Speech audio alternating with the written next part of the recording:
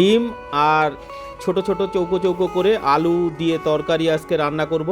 তো সবার আগে দিয়ে দিলাম কড়াই দিয়ে তেল দিয়ে তার সাথে কিছু পাঁচফোড়ন, জিরে আর তেজপাতা দিয়ে দিলাম। তারপরে আলুগুলো দিয়ে দিলাম। ঠিক আছে, একটু হালকা ফ্রাই করে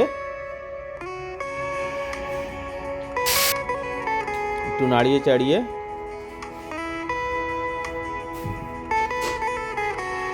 এবার দিয়ে দিলাম লবণ, স্বাদ মতন লবণ আপনারা আপনাদের অনুপাতের মতন দেবেন। এবার তারপরে দিয়ে দিলাম হলুদ।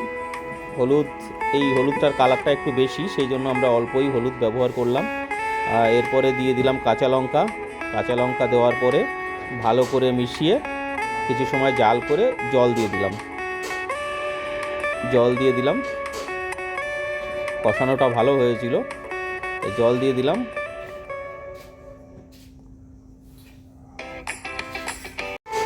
এবার ডিমগুলো, সিদ্ধ করা ডিম আগে যেগুলো সিদ্ধ করে রাখা হয়েছিল সেগুলোকে দিয়ে দিলাম।